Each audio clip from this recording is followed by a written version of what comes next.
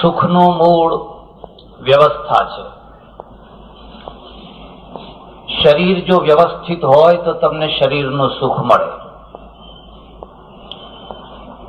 તમારી તિજોરી વ્યવસ્થિત હોય તો તમને તિજોરીનું સુખ મળે.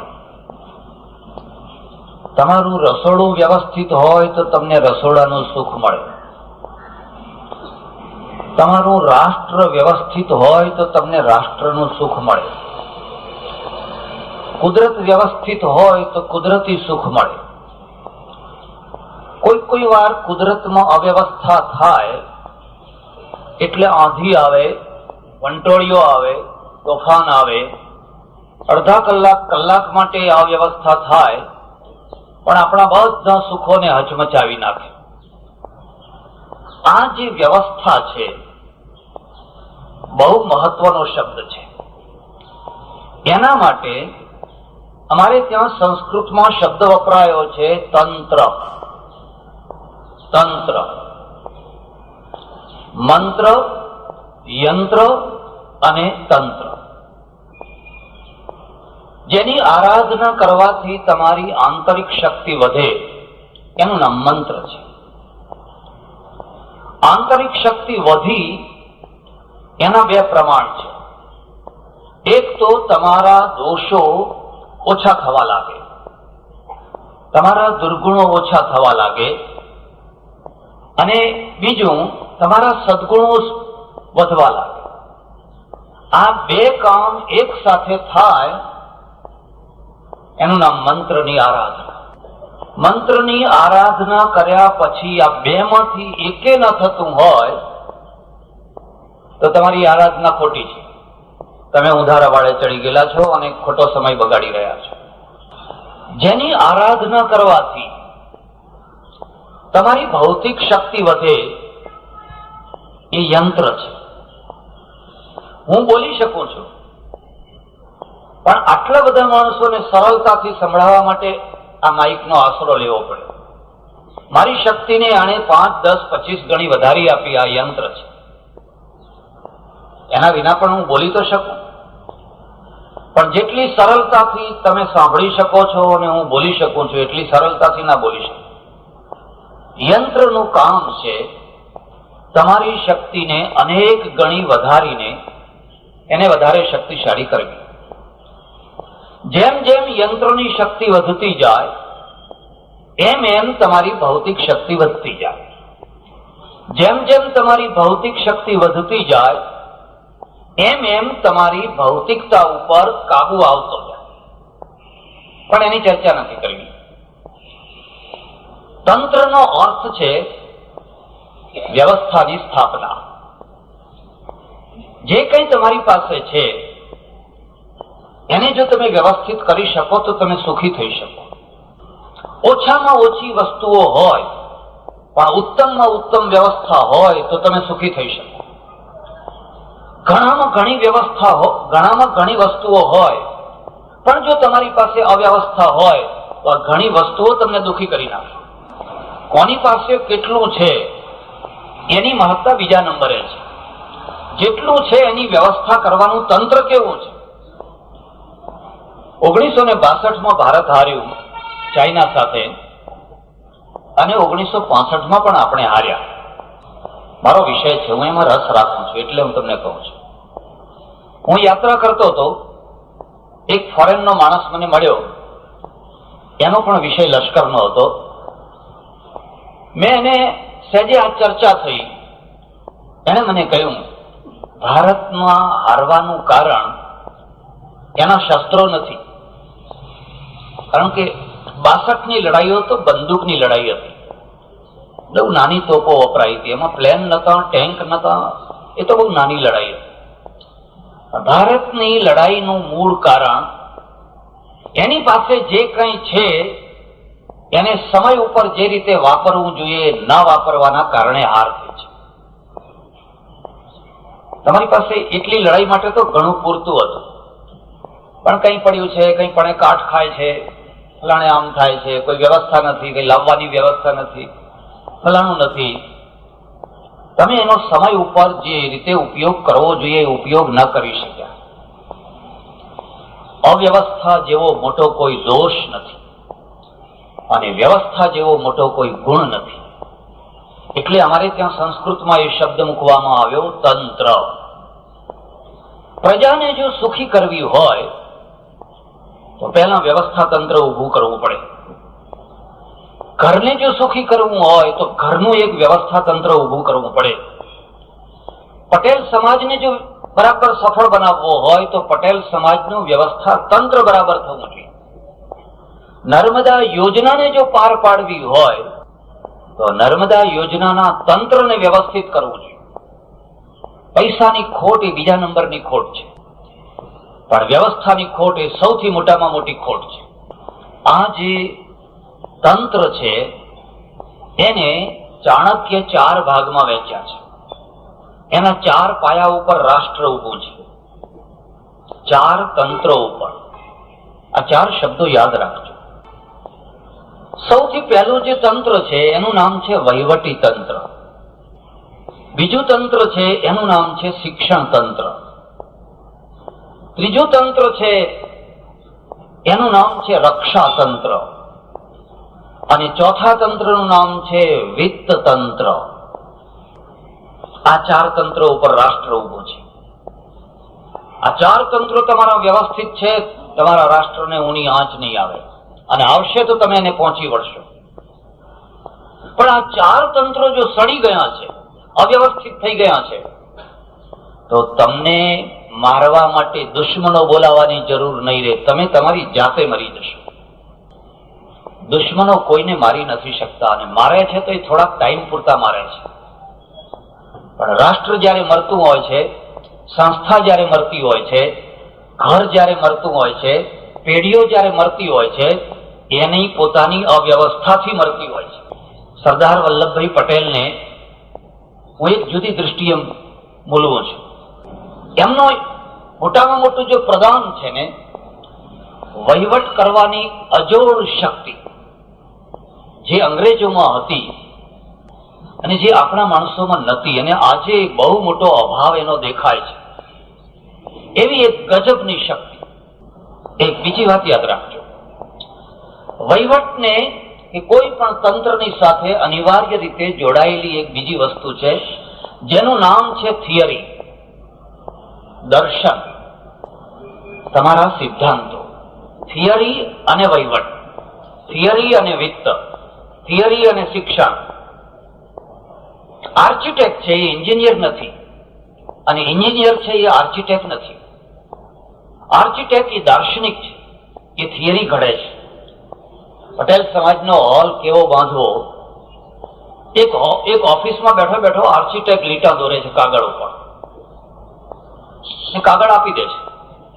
એન્જિનિયરનું કામ છે કે લીટા પ્રમાણે આખું બનાવી આપે, એ એન્જિનિયરનું કામ છે.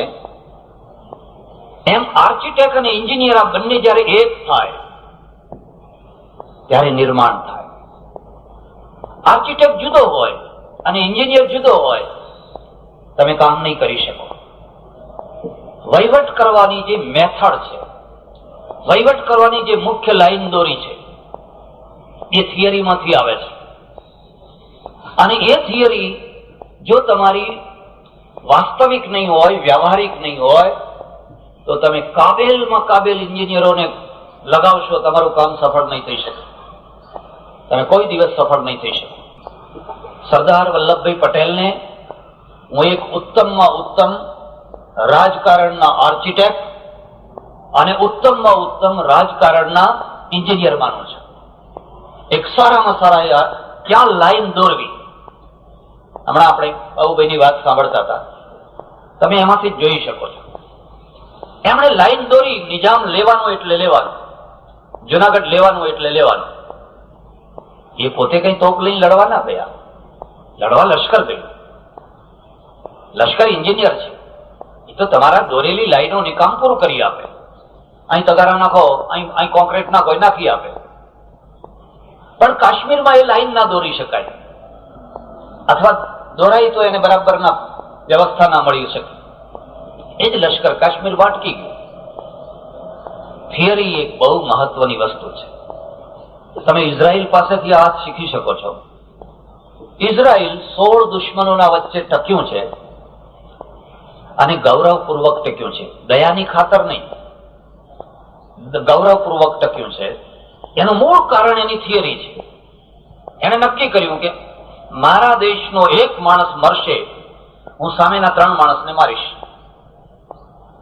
અને આ ગણિતમાં કદી પણ કોઈ ભૂલ કરવાની નહીં, કોઈને કશું પૂછવા બાકી રહેવાનું નહીં. તમે જોઈ શકો છો આજે તો એની એટલી મોટી ધાક છે કે ઇઝરાયલ સમાચાર પત્રોના પાના રોકે છે. એક જિલ્લા જેટલું નાનું સરખું રાષ્ટ્ર પણ સમાચાર પત્રોની અંદર અને સમાચારોની અંદર એ બહુ મોટું કોલમ રોકે છે. એનું કારણ એનું શારીરિક કલેવર નથી, એનું કારણ એની એક્ટિવિટી છે, એની થિયરી છે, એના એન્જિનિયર છે. તો આ 4 તંત્રો યાદ રાખજો. વહીવટી તંત્રની વાત પછી કરો. બીજું જે તંત્ર છે ને એ શિક્ષણ તંત્ર છે. શિક્ષણ તંત્ર શું કામ કરે છે? એ પ્રજાનું મગજ સુધારે છે અને પ્રજાનું મગજ બગાડે છે. મારું મગજ, તમારું મગજ કોઈ શાળામાંથી બને છે, કોઈ કોલેજમાંથી બને છે, કોઈ યુનિવર્સિટીમાંથી બને છે. અહીંયા મગજ બનાવવાનું કામ થાય છે, મગજ બગાડવાનું કામ થાય છે. જો શિક્ષણ તંત્ર બગડ્યું હોય તો એમ સમજવાનું કે આખા દેશનું મગજ બગડી જશે. અને બહુ દેખાવડો માણસ હોય, બહુ રૂપાળો હોય, પણ મગજ બગડેલું હોય તો માણસની કિંમત કેટલી? ભારતને આજે જો મોટો રોગ લાગ્યો છે શિક્ષણ તંત્રનો લાગ્યો છે. યુનિવર્સિટીઓ ઓછી નથી થઈ, ભણનારા ઓછા નથી થયા, ભણાવનારા ઓછા નથી થયા. કૂદકે ને ભૂસકે બધું વધ્યું છે. આલીશાન બિલ્ડિંગો બની છે. વલ્લભભાઈ પટેલ કરમસદ થી પેટલાદ ભણવા આવતા. આજે તો પેટલાદ તાલુકાનું કોઈ ગામ એવું નહીં હોય જ્યાં હાઈસ્કૂલ નહીં હોય, એટલી હાઈસ્કૂલો છે. અને 20-25 કિલોમીટરના અંતરે કોલેજો થઈ છે. અને એ બધું હોવા છતાં પણ આ દેશનું જે એક આખું મસ્તિષ્ક જે ઘડાવવું જોઈએ એ નથી ઘડાઈ શકાય. એનું કારણ શું છે? વલ્લભભાઈ પટેલના શબ્દો કહું છું. મને HM કહેલું, HM પટેલે મને એક વાર કહ્યું, મને કે વલ્લભભાઈ પટેલે મને કહેલું કે જો HM કોઈ પણ કામ સારી રીતે કરવું હોય તો નાની મોટી ખુરશી ઉપર કદી નાના માણસોને બેસાડશો. આ સૂત્ર છે, આ ઉપદેશ નથી, આ સફળતા નિષ્ફળતાનું સૂત્ર છે. જ્યાં તમારે 25 હોર્સ પાવરની મોટર જોઈએ છે ત્યાં તમે 2 હોર્સ પાવરની કે 5 હોર્સ પાવરની મોટર મૂકશો, એ કદી ટાંકી ભરાવાની નથી. ત્યાં તમારે 25 હોર્સ પાવરની જ મોટર મૂકવી જોઈએ. 30ની મૂકો તો વધારે સારું. પણ જો તમે બહુ મોટી ખુરશીઓ ઉપર બહુ નાના માણસોને બેસાડી દેશો તો તમારી વિપત્તિઓનો કોઈ પાર નહીં રહે, તમારી આપત્તિઓનો કોઈ પાર નહીં રહે. કી પોઈન્ટ હોય છે જ્યાંથી પ્રજાના સુખ તૈયાર થતા હોય છે, કી પોઈન્ટ હોય છે જ્યાંથી પ્રજાના દુઃખ તૈયાર થતા હોય છે. પ્રજાને દોષ ના દેવાય. એ કી પોઈન્ટ ઉપર બેઠેલા માણસોના દોષ છે. અને કી પોઈન્ટ ઉપર જયારે વીણી વીણીને તમે બહુ નાના નાના વામનમાં, જયારે હું આ વામન કહું છું ત્યારે કોઈ જ્ઞાતિની દ્રષ્ટિએ નથી કહેતો, કોઈ જાતિની દ્રષ્ટિએ નથી કહેતો. યોગ્યતા એટલે યોગ્યતા, ગમે તે યોગ્ય માણસ, ગમે તે નાતનો હોય, ગમે તે જાતનો હોય, પણ એને લાયક હોવો જોઈએ. હું તમને શું વાત કરું, ઘણા વર્ષો પહેલા અમારે પંજાબમાં એક મંત્રી નીકળેલા યાત્રા કરવા રેલવેમાં. એક જગ્યાએ એક સ્ટેશને ગાડી ઉભી રહી. એમને કોઈ મળવા આવનારા માણસો આવેલા નહીં, મોડા પડ્યા, એટલે એમણે પેલા સ્ટેશન માસ્ટરને કહ્યું 5 મિનિટ ગાડી થોભાવો, મને જે મળવા આવવાના માણસો જો આવ્યા નથી. એટલે પેલા માસ્ટરે કહ્યું સાહેબ ગાડી લેટ ન કરાય, આ તો મેલ છે, ગાડીને લેટ ન કરાય. એને ગાડીની ઝંડી આપી દીધી. અને આ મંત્રી એવા ધુઆ થઈ ગયા. એના સેક્રેટરીને હુકમ કર્યો કે આ રેલવે માસ્ટરને અત્યારે ને અત્યારે ડિસમિસ કરો. કાગળ લખો, સહી કરીને આપી દીધો. આગળ ગયા, એના કોઈ ઓળખીતાએ કહ્યું સાહેબ આ રેલવે વિભાગ એ રાજ્યનો વિભાગ નથી, એ કેન્દ્રનો વિભાગ છે. એને ડિસમિસ કરવાનું તમારા હાથમાં નથી. એ તો કેન્દ્રનો મંત્રી એને ડિસમિસ કરી શકે. એમ ચાચો પેલો કાગળ પાછો લઈ આવે. વિચાર થાય કે આ લોકશાહી છે આપણી. યોગ્યતમ માણસો ફૂટપાથ ઉપર રખડતા હોય, એની કોઈ કદર ન થતી હોય, અને જેમને ખબર નથી કે આ મારો વિભાગ છે કે મારો વિભાગ નથી. એક ઘટેલી ઘટના હું તમને કહું, ઘણા વર્ષો પહેલાની છે, પણ સાચી ઘટના છે. એક ભાઈ ઉપમંત્રી થયા.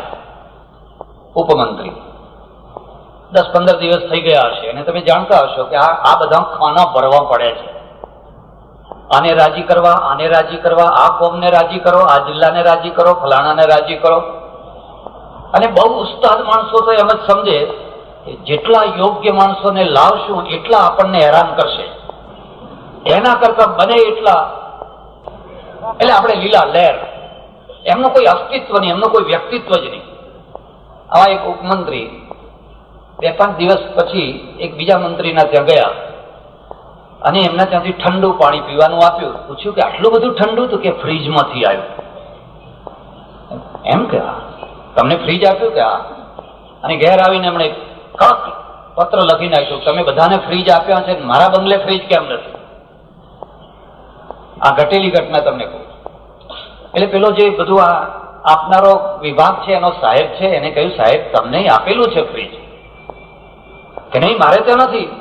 તમે શું સમજો છો?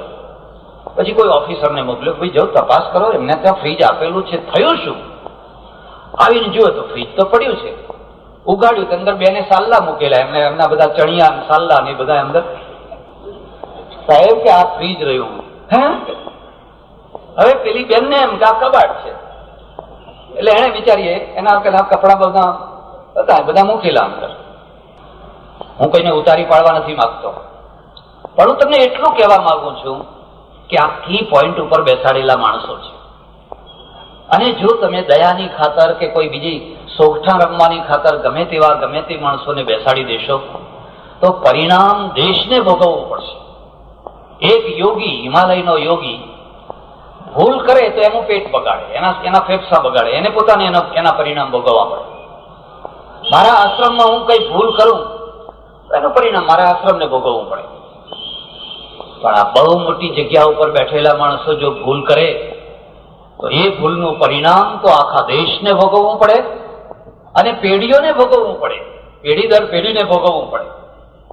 એટલે હું ઘણીવાર પરમેશ્વરને પ્રાર્થના કરું છું, મારા દેશમાં બહુ યોગીઓ નહીં હોય તો ચાલશે, ઘણા થઈ ગયા, ઘણા પ્રશ્નો ઉભા કર્યા. આ દેશનો મોટો પ્રશ્ન તો અમે જ ઉભો કરેલો છે, અને એ છે ઓવર ધાર્મિકતા.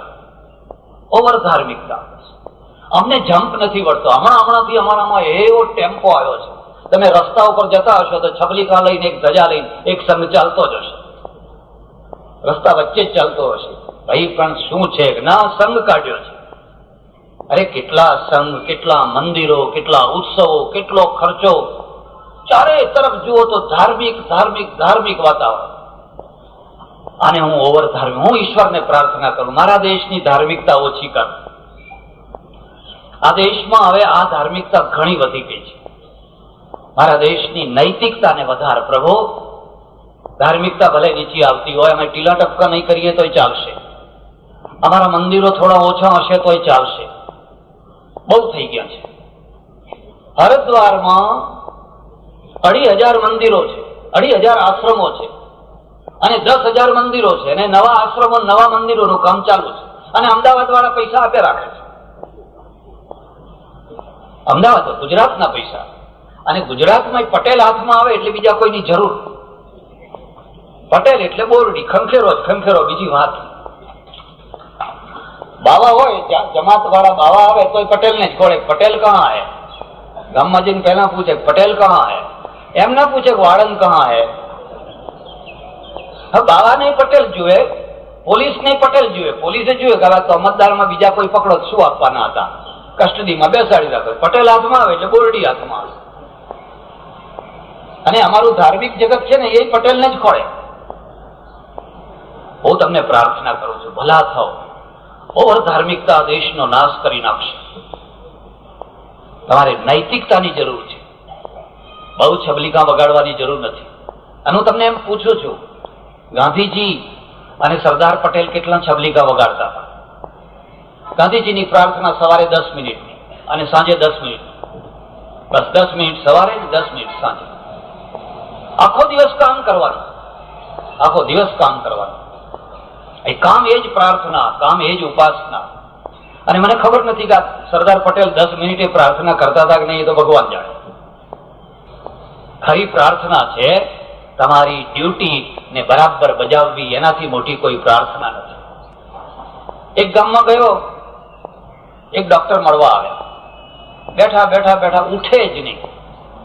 સત્સંગનો જેટલો લાભ લેવાય એટલો સારો એમ. મેં કહ્યું, ભાઈ તમારો સરકારી ડોક્ટર, મેં કહ્યું તમારો ટાઈમ થયો દવાખાને જવાનો, જાઓ હવે ઉઠો જાઓ. મને કે ના બાપજી, રામ રાજ્ય છે અમારા દવાખાનામાં. તો રામરાજ્યનો અર્થ તમે સમજો? મેં કહું કેમ રામરાજ્ય છે એટલે? મને કે હું તો અઠવાડિયે એક વાર જઉં છું, કમ્પાઉન્ડર સારો છે અને બધું સંભાળી લે છે. ખબર નહીં આ ગાંધીજીનું રામરાજ્ય આવું હતું કેવું હતું.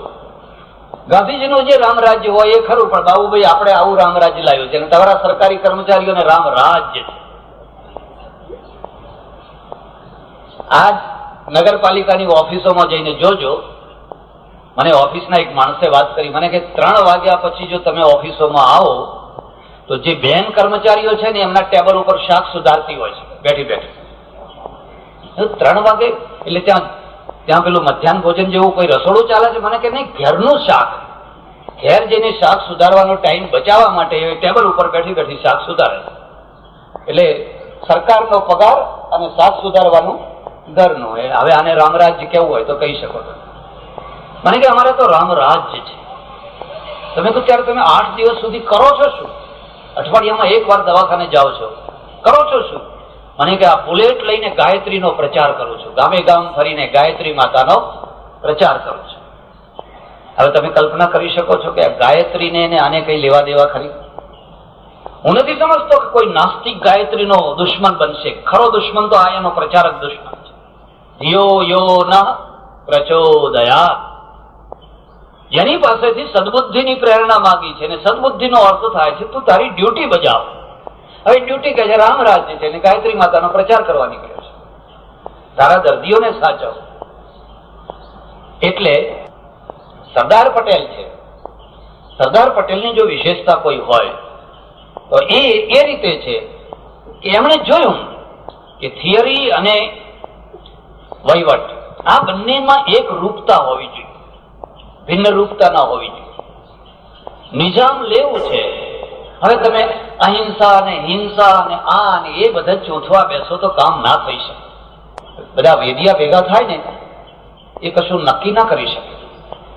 એમણે કહ્યું એ બધું તમારે જે નવરા બેઠા બેઠા જે કરવું હોય, મારે નિજામ લેવું છે ને લેવું છે.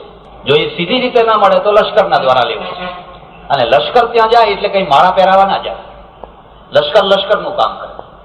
જુનાગઢ લેવું છે એ લેવું જ છે. કાશ્મીર લેવું છે એ લેવું જ છે.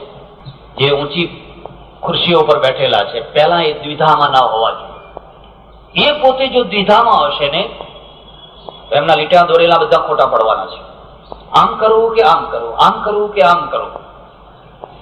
1962માં આપણે એટલા માટે હાર્યા કે આપણે દ્વિધામાં રહ્યા, અને 1965માં એટલા માટે આપણે હાર્યા કે નિર્ણય લેવામાં 8 દિવસ મોડા પડ્યા.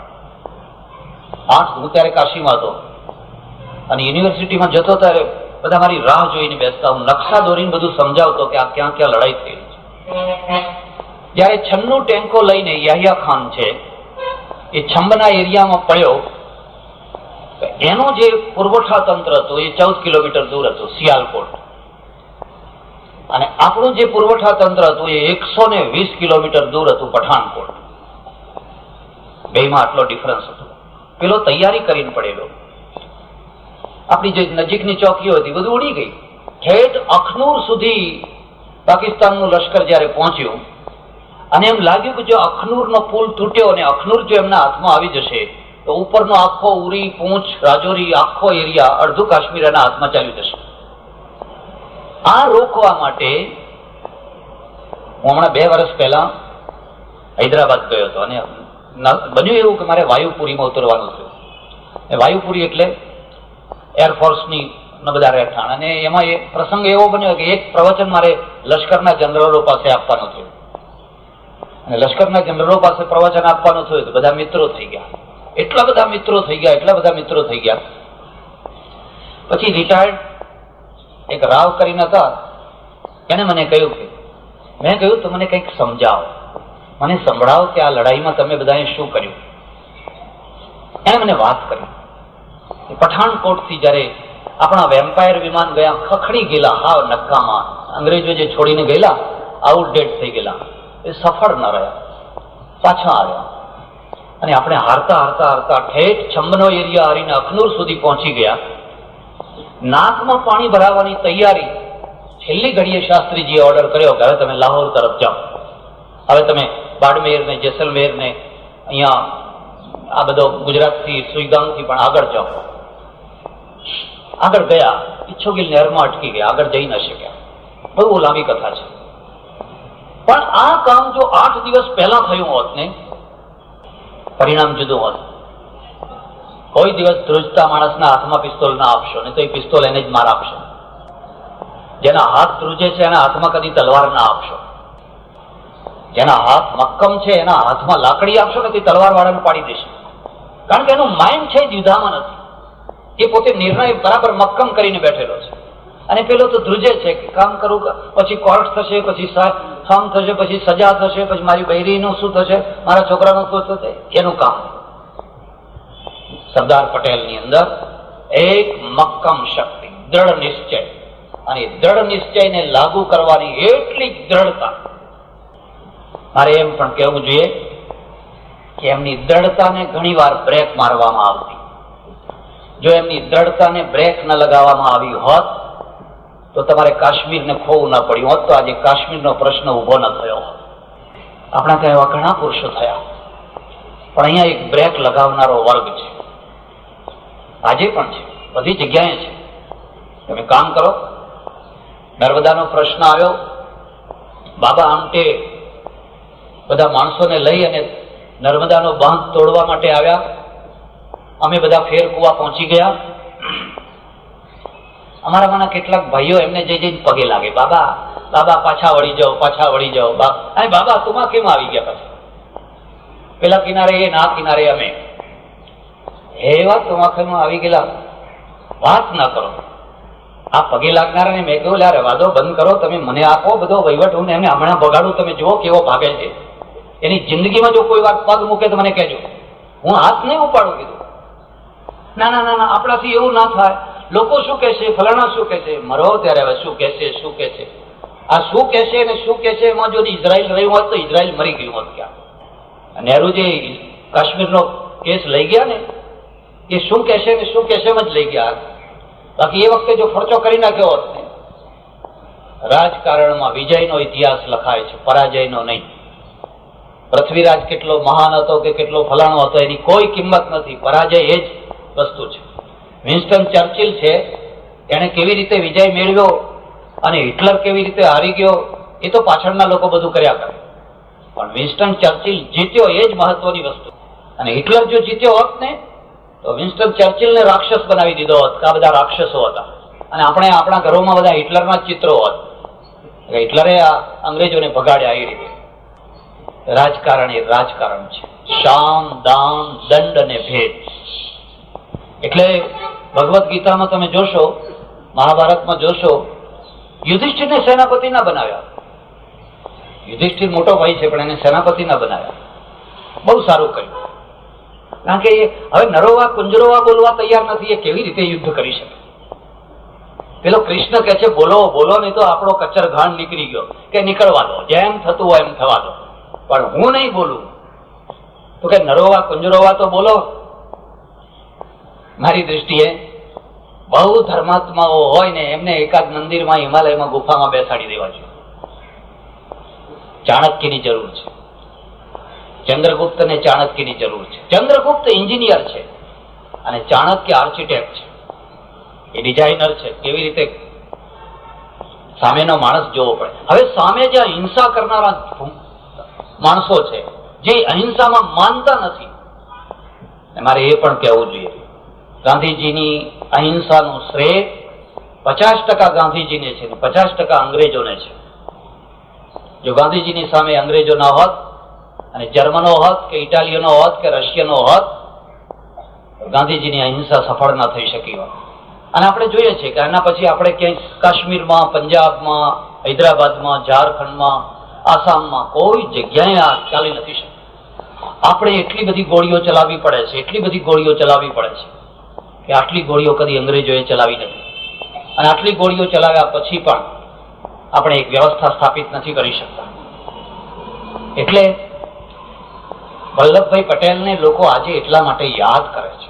એની પાસે ક્લિયર ગણિત હતું, ચોખ્ખું ગણિત હતું, બિલકુલ એક વ્યવસ્થિત ગણિત હતું. અને એ ગણિતના કારણે અંગ્રેજોનો એક બહુ મોટો આક્ષેપ હતો કે અમે જશું એટલે એક વેક્યુમ થઈ જશે, કે રિક્તતા થશે. તમે બધા આંદોલન કરનારા, સરઘસ કાઢનારા, સરઘસ કાઢવું, આંદોલનો કરવા એ અલગ વસ્તુ છે, વહીવટ કરવો એ અલગ વસ્તુ છે, તમે નહીં સંભાળી શકો. ગાંધીજીએ કહ્યું કે અમારું જે થવું હોય થાય, પણ તમે જાઓ, અહીંથી જાઓ. જોકે એક વાત કહેવી પડશે, 1 વર્ષ માઉન્ટ બેટન રહ્યો, એની વ્યવસ્થા કરી અને સરદાર પટેલના હાથમાં આખું ગૃહ મંત્રાલય આપ્યું, ઉપપ્રધાનમંત્રી બન્યા. અને ગૃહ મંત્રાલયનું ખાતું હોવા છતાં પણ સરદાર, એમનું વ્યક્તિગત કલેવર એટલું મોટું હતું કે ગૃહમંત્રી કરતા ઘણા મોટા હતા.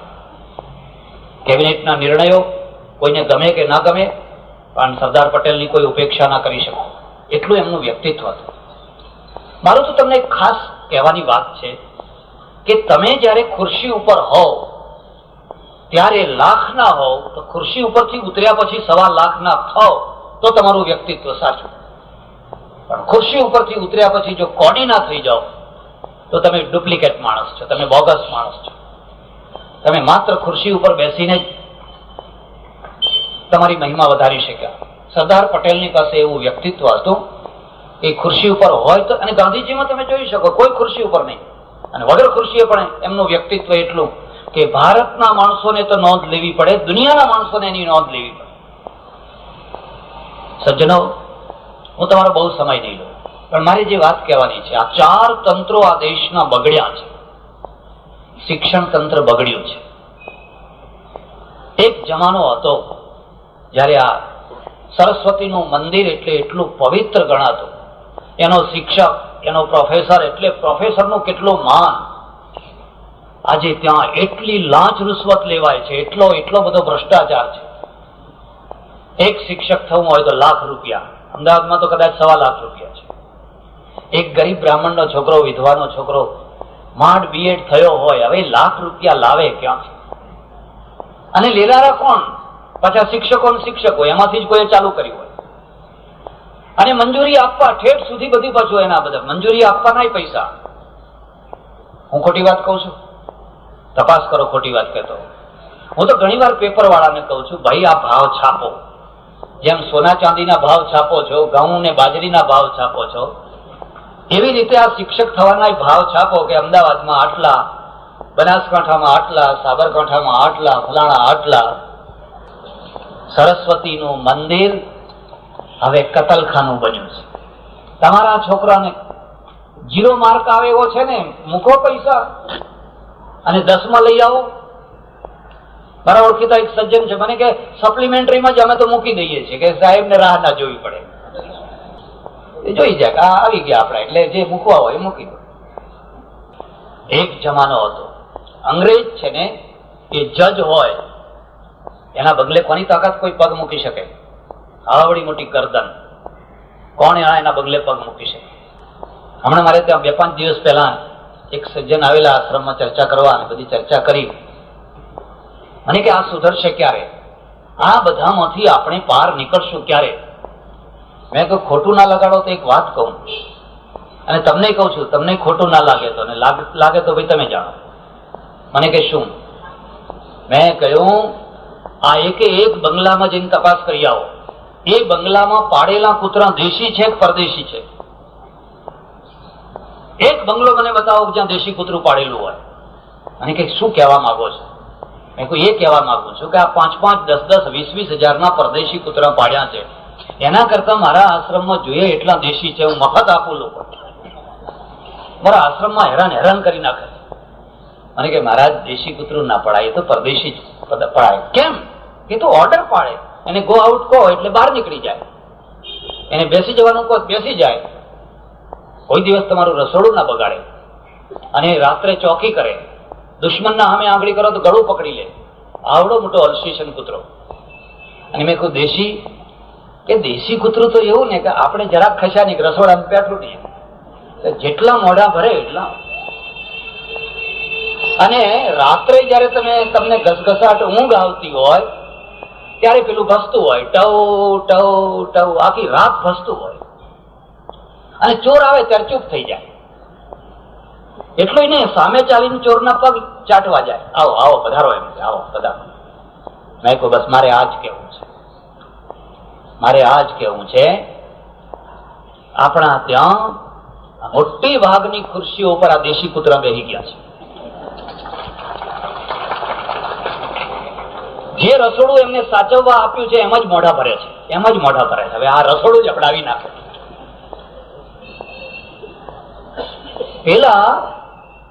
પેલા જે રાજા મહારાજાઓ બિચારા આજે ભીખ માંગતા થઈ ગયા, એમના સાલિયાણા બંધ કર્યા, અને આ બધા સાલિયાણા. એક વર્ષ તમે ધારાસભ્યમાં હવે તો ચાલુ પગાર છે, પાછો અત્યારે ચાલુ પગાર. એમના હાથ ઊંચા કરવાના પૈસા આપવાના. હું વાત ખોટી કહેતો હોય તો કોઈ મને ચેલેન્જ કરી શકે છે. કેમ? દેશી કૂતરાની. તમે એમના ભરોસે રસોડું ના સાચવી શકો. પહેલા એક આવડી મોટી ગરદન વાળા કોઈ હશે નહીં, હોય એમ નહીં, અલ્સેશન જેવા હશે, સાચા માણસો હશે. પણ આ દેશી કૂતરા એને બચકા ભરતા હશે. તું નીકળ અહીંથી, તું ક્યાં આવ્યો અહીંથી, નીકળ. આ 10-15% આવા હશે, ઓફિસરો હશે, મંત્રીઓ હશે, 10-15% હશે. કાં તો એ સૂટ નહીં થઈ શકતા હોય ને, કાં તો તકલીફ ભોગવીને રહેતા હશે. 85% તમે એને પેટ્રોલ પંપ ઉપર બેસાડો તો એમાં ભેળસેળ કરશે. તમે એને દૂધ મંડળીમાં બેસાડો તો દૂધ જોઈને ટેસ્ટ નહીં કાઢે, મોઢું જોઈને ટેસ્ટ કાઢે. ઓહો ભાભી તમે આયા કે હા હાલો. એટલે દૂધનો ટેસ્ટ કાઢવાનો, ભાભીનો નથી કાઢવાનો. હવે આ દેશી કૂતરું છે. તમે ગમે ત્યાં બેસાડો, ત્યાં એક તીર્થધામ, બહુ મોટું નામ નહીં દઉં, ઉતરેલો, બહાર ગામ બહાર વાડી, 10-15 દિવસ પ્રવચન કરવાના, અને પટેલની વાડીમાં ઉતરેલો. મારે કઈ પૈસા લેવાના હતા નહીં. પટેલની શ્રદ્ધા વધારે. મને કે બાપજી તમે જાઓ છો તો મારા તરફથી કંઈક તો લેવું પડે. મેં કહ્યું તારે શું આપો? તો કે એમ કરો, આ ભગવાનને જે સવારે જે નાસ્તામાં થાળ ધરાવાય છે ને, એમાં 64 પ્રકારના વસાણા નાખવામાં આવે, બહુ કિંમતી વસાણા. 2 જ લાડુ ધરાય છે, એ હું તમને લાવી આપું. મને મોઢામાં પાણી આવ્યું. ખાય 64 પ્રકારના વસાણા, ખાય તો ખરા. સારું કીધું, ચાલો. મને કે જુઓ, આ તો આપણો પૂજારી ઓળખીતો છે, નહીં તો એમાંય પાછું ડુપ્લિકેટ ચાલે છે. પણ હું તો જેવો નીકળશે એવા જ ઉપાડી લઈશ. રોજની 2.5 કિલો તુલસી મારે ત્યાંથી જાય છે, મારા ખેતરમાંથી 2.5 કિલો તુલસી. બીજા દિવસે તો હરખાતા 2 લાડુ લઈને આવ્યા અને મૂક્યા. 5-10 માણસો આગળ બેઠેલા, અને નાના સાધુને કે પ્રસાદ લઈ આવ, ઈશારો કર્યો. સરસ મજાનું આવડું મોટું બોક્સ લઈ આવ્યો. આની પેલો એમ ફરી પાછો બીજો લાવ્યો. એ બોક્સ એવું ને એવું છે. અમે બધા અંતરંગ મિત્રો. એટલે મેં કહ્યું ભાઈ આ પેલું બોક્સ પાછું કાઢ્યું ને બીજું કેમ મંગાવ્યું? મને કે પહેલું આવ્યું એ ડુપ્લિકેટ હતું ને આ અસલ છે. કેમ ડુપ્લિકેટ ને અસલ એટલે શું? એ પહેલા જે બોક્સ આવ્યું એ ડાલડાનું હતું, આ ચોખ્ખા ઘીનું છે.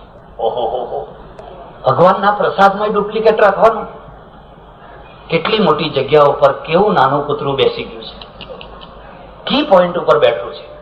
હવે તમે એની પાસેથી શું અપેક્ષા રાખશો? એ આખો દિવસ ડુપ્લિકેટ ને સાચો. હવે પ્રસાદ જ જ્યાં ડુપ્લિકેટ ને 2 પ્રકારના વક્કલવાળો પ્રસાદ વેચાય છે, તો તમે કઈ જગ્યાએ સચ્ચાઈની અપેક્ષા રાખશો? આ દેશને જે પહેલી જરૂર છે એ જરૂર એ છે કે અહીંયા આપણે એક સાચી પ્રજાનું ઘડતર કરીએ. નર્મદા બાંધ ની જેટલી વેલ્યુ થશે એથી વધારે એક સાચા માણસોની વેલ્યુ થશે. અને એ કામ જો નહીં કરી શકાય તો આપણું કોઈ ભવિષ્ય નથી. શિક્ષણ તંત્ર બગડ્યું, રક્ષા તંત્ર બગડે એટલે તમારા ગાબડા પડે, તમારા સીમાડા સળગે, તમારું અંતર સળગે. આ ગેંગ વોર કેમ થાય છે? પેલી એક બેન આવી, ગીતાબેન જોહરી, એ 2 કલાકમાં એને બધું આખું પકડી નાખ્યું. અત્યાર સુધી ક્યાં ગયા બધા? હજુ કેમ નથી પકડાતા? પોલીસ ધારે તો ગુંડાની કોઈ તાકાત, ગુંડાનું બળ તો અંતે કોઈ પીઠબળ હોય તો જ ગુંડા જોર કરતા હોય છે. એ જ વલ્લભભાઈ પટેલ અહીંયા મ્યુનિસિપાલિટીના પ્રમુખ થયેલા નગરપાલિકાના, અને જ્યાં રોડ પાડવાનો હતો ત્યાં રોડ પાડ્યો. રોડ પડાય એવો નતો. કેટલા તોફાન થાય, કેટલા ઉલ્લડો થાય.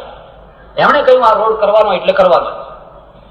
પણ એ અલસી છે, આવડી મોટી ગરદન, કોણ સામે આવીને ઉભો રહે? અમે તો કોઈ દબાણ આવે એટલે દબાઈ જઈએ, આમે બદલીએ ને આમે બદલીએ ને આમે બદલીએ. હવે આ બધા ચીબડા ભેગા થયા છે. આ ચીબડાની તાકાત નહીં કે ઉપર 1 ક્વિન્ટલ જેટલું વજન મૂકી શકાય. આ બધું તમે કરી શકો. શરત એટલી છે કે તમે સારા માણસોને યોગ્ય જગ્યા ઉપર બેસાડી શકો છો, સારા માણસોને નિભાવી શકો છો, સારા માણસોની કદર કરી શકો છો. તમારું વિત્ત તંત્ર બગડ્યું, તમને ઘણાને ખબર નહીં હોય કદાચ. ગાંધીજીના સમયથી જ આપણે ત્યાં કોંગ્રેસમાં 2 માર્ગો હતા, એક લેફ્ટિસ્ટો અને એક રાઇટિસ્ટો. ચક્રવર્તી રાજગોપાલાચારી, રાજેન્દ્ર પ્રસાદ, સરદાર વલ્લભભાઈ પટેલ, આ બધા રાઇટિસ્ટો, અને નહેરુજી સાથે બીજા બધા ઘણા લોકો લેફ્ટિસ્ટો. આ 2 પેરેલલ ચાલતા હતા. અર્થતંત્રની બાબત એમાં લેફ્ટિસ્ટો જીત્યા, રાઇટિસ્ટો હાર્યા. ચક્રવર્તી જુદા થયા, રાજેન્દ્ર પ્રસાદ દેવ થઈ ગયા, વલ્લભભાઈ વહેલા દેવ થયા. અને સામ્યવાદનું એ વખતે એટલું જોર ને એની એટલી અસર ને એટલી હવા કે હવાના પ્રભાવમાં આપણે આવી ગયા. આજે આ દેશને સૌથી મોટો પ્રશ્ન આ જ છે. સરકારે જે અબજો અબજો અબજો રૂપિયાના દેવા કર્યા, અને બધા દેવા સરકારી કારખાનામાં નાખ્યા, અને બધા સરકારી કારખાના ખોટ કરતા છે. 53 અબજ રૂપિયા દર વર્ષે ખોટના આપણે ભરીએ છીએ. સરકારી કારખાનાની ખોટ 53 અબજ રૂપિયા. મને યાદ છે ઇન્દિરાબેને જયારે બેંકોનું રાષ્ટ્રીયકરણ કરેલું ત્યારે અમુક લોકો એટલા ખુશ થયેલા, હા ભારતમાં ક્રાંતિ આવી ગઈ, ક્રાંતિ આવી ગઈ, ક્રાંતિ આવી ગઈ. હું ત્યારે પ્રદેશ હતો અને મારે ઘણા લોકોની સાથે લડવાનું થયેલું, ઝઘડો થયેલો. આ ખોટું કામ થયું છે, આ ખોટું પગલું ભરાયું છે. ના કે ગરીબ માણસો માટે આ તો થયું છે, ગરીબ માણસો માટે થયું છે. આજે આપણે જાણીએ છીએ કે આ મોટા ભાગની આ બધી બેંકો એટલા ઘોટાળા કરીને બેઠી છે, એટલી ખોટમાં ચાલે છે. એક માણસની જગ્યાએ 3 માણસ, અને પગાર જુઓ તો ધૂમ પગાર, કામ જુઓ તો કશું નહીં. હવે આ કોના બાપની દિવાળી? હવે આજે સરકારના ગળામાં હાડકું છે. હમણાં 70 કરોડ આપ્યા સરકારે, નર્મદામાં ના આપી શકે. આ સરકારી કર્મચારીઓને 70 કરોડ આપ્યા વિના છૂટકો નહીં. યુનિયન એટલું જોરદાર છે, યુનિયન એટલું જ શક્તિશાળી છે કે તમારે આપ્યા વિના ચાલે નહીં. આ યુનિયનનો રાક્ષસ આપણે જ બનાવ્યો, આપણે જે ઉભો કર્યો. હવે એને કોણ નાખી શકે? અને જ્યાં સુધી તમે એ યુનિયનના રાક્ષસને નાખી નહીં શકો, તમે આ દેશના અર્થતંત્રને સુધારી નહીં શકો. તમારે આ બેંકોને રિવર્સ કરવી હોય તો નહીં કરી શકો.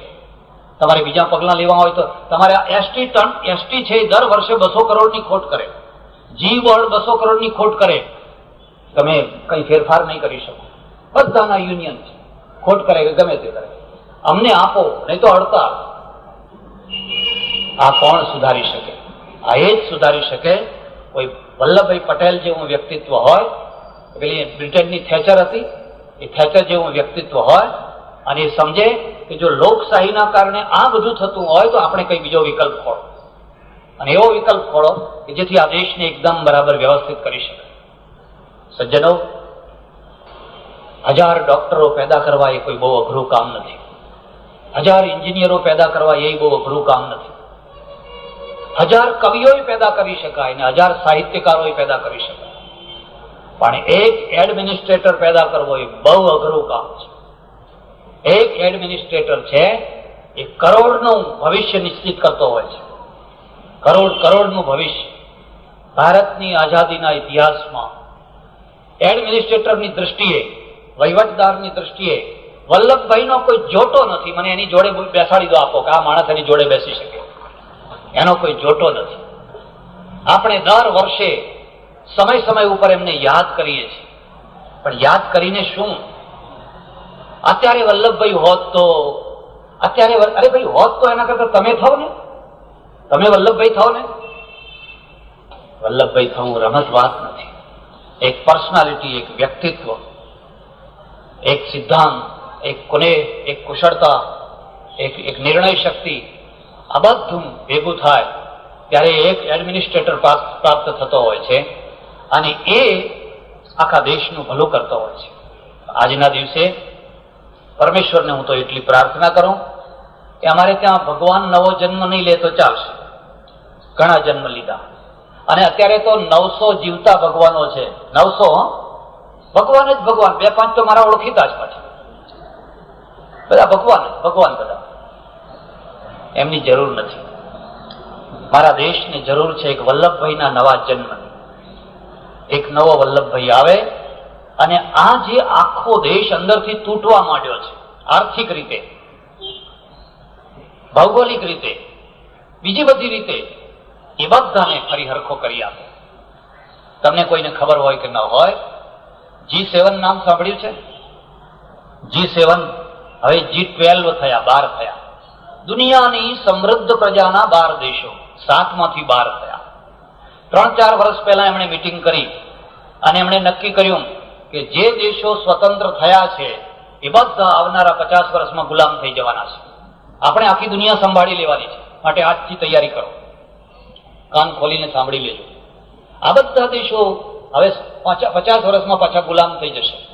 હવેની જે ગુલામી છે એ તમારો ઝંડો નહીં બદલાય, રાષ્ટ્રપતિ તમારો, પ્રધાનમંત્રી તમારો, પણ તમારા અર્થતંત્રની ચોટી G7 ના હાથમાં, તમારા રક્ષાતંત્રની ચોટી G7 ના હાથમાં, તમારી વિદેશ નીતિ G7 ના હાથમાં, તમારી ટેકનોલોજી છે એની ચોટી G7 ના હાથમાં. બાકી બધું તમે તમારો જે વહીવટ જેમ પહેલા દરબારો કરતા હતા એમ કર્યા કરો. જો આ દશાને આપણે આજથી જો દૂર કરવી હોય તો એક જ રસ્તો છે કે આપણું શિક્ષણ તંત્ર, આપણું અર્થતંત્ર, આપણું રક્ષાતંત્ર અને આપણું વહીવટ તંત્ર, આ ચારેય તંત્રોને આપણે બરાબર મજબૂત બનાવીએ, બરાબર સચોટ બનાવીએ. તો G7 કદાચ આપણને ભેળવી લે કે તમે અમારા ભળો. નહીં તો જે 200 વર્ષ પહેલા, 300 વર્ષ પહેલા જે દુનિયાની દશા થઈ હતી ફરી પાછી એ થવાની છે. એ લોકોએ ભવિષ્ય ભાગ્યું છે. આ બધા આઝાદ થયેલા બધા દેશોના અર્થતંત્ર તૂટી પડ્યા છે, બધા દેવાદાર થઈ ગયા છે, કોઈની ઉત્પાદન શક્તિ વધી નથી, રક્ષાતંત્ર તૂટી પડ્યું છે, અંદરનું મેનેજમેન્ટ તૂટી પડ્યું છે, અરાજકતા વધી ગઈ છે, આખું રાજતંત્ર તૂટી પડ્યું છે. આપણે જ આ બધું સંભાળવું પડશે. આવી સ્થિતિમાં આપણે શાંત બેસી રહીએ એ બરાબર નથી. જે માણસ જ્યાં હોય ત્યાં એક નાના વલ્લભભાઈનું રૂપ ધારણ કરે અને પ્રજા જ એક એવું કાઠું ઉત્પન્ન કરે કે જેથી આ દેશ ફરી પાછો બરાબર વ્યવસ્થિત થઈ જાય. હું પરમેશ્વરને પ્રાર્થના કરું કે સરદાર પટેલ સેવા સમાજ વર્ષોથી અમદાવાદમાં રહી અને બહુદિક સેવા કરે છે.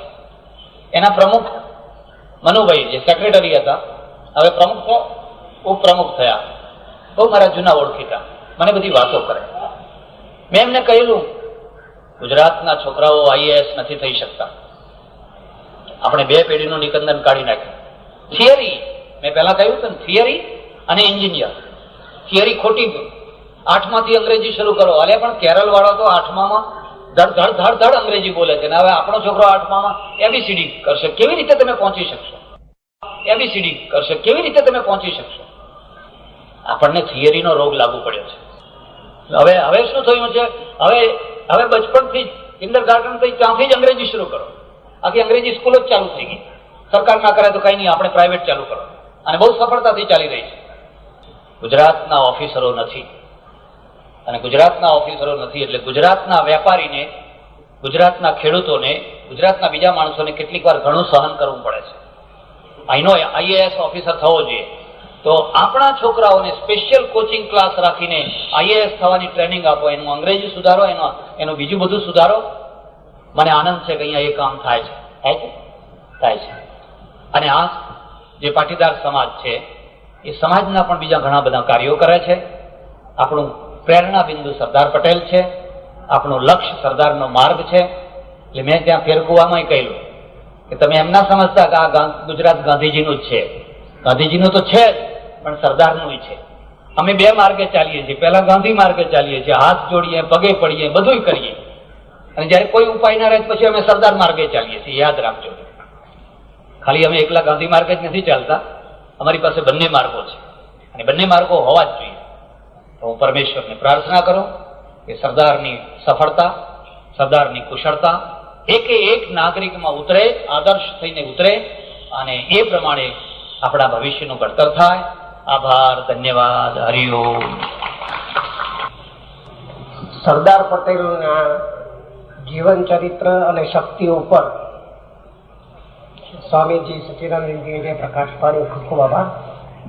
એટલે હું એને એ સંદેશાને મારી રીતે જરા બદલી નાખું છું.